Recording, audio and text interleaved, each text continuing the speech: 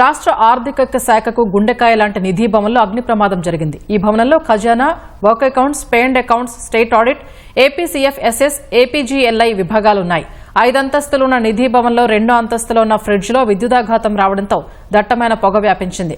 విధులకు వచ్చిన సుమారు 500 మంది ఉద్యోగులు ప్రాణభయంతో కిందకు పరుగులు తీశారు.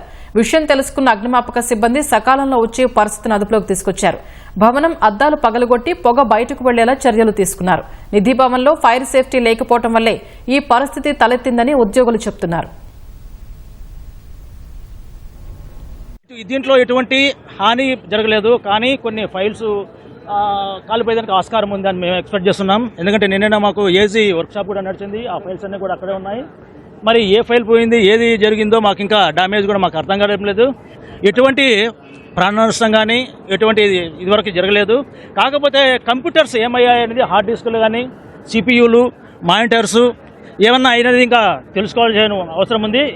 ఆఫీస్లో ఆ వర్క్లో నిమగ్నమై ఉండగా మా పిఓ గారి ఛాంబర్ నుంచి పొగలు రావడం చూసాము.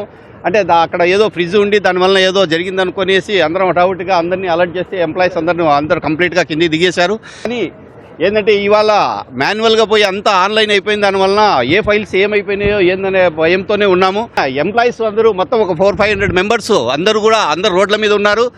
ఇవి ఎటువంటి ఇబ్బంది లేదు. కానీ ఫైల్స్ వరకే ఆఫీసు ఏ విధంగా ఇబ్బంది చేస్తారనేది ఫ్యూచర్లో చూడాలి. ఎందుకంటే ఆ మంటలంతా ఆర్పుతున్నారు, లోపల పొగలంతా అన్ని ఫ్లోర్లకు దట్టంగా వ్యాపించున్నాయి.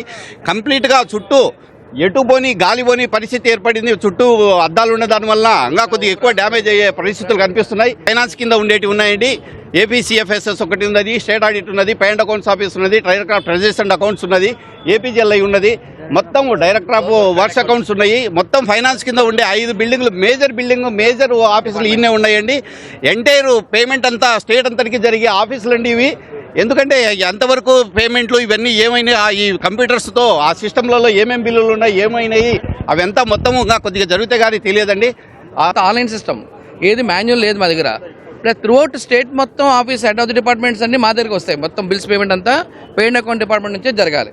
కనుక ఇప్పుడు మాకు డౌట్ ఏంటంటే పైన మా యొక్క ల్యాప్టాప్స్ మాకు ఇచ్చిన డెస్క్టాప్స్ అన్ని ఏమైనాయి, హార్డ్ డిస్క్ ఉన్నాయా లేదా అనేది మా ఫైల్స్ అన్ని ఏమైనా అనేది ఒక్కటే కొంచెం మాకు డౌట్గా ఉంది. మేము 2nd ఫ్లోర్లో ఉంటామండి, ఆ చివరి ఉన్నాము. మా స్టాఫ్ వచ్చేసి సిస్టమ్స్ అన్ని ఆఫ్ చేసేయండి మేడం అని అన్నారు. ఆ చివరికి ఏదన్నా అప్పటికే పొగంతా కమ్మేసిందండి. కమ్మేస్తే ఇంకా పిఓ గారి రూమ్లో నుంచి సౌండ్స్ వచ్చినాయండి, ఏసీ బ్రాస్ట్ అయినట్టు.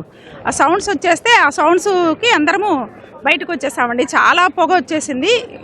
ఎట్లా ఉండేవాళ్ళం అట్లా వచ్చేసాం అంతే.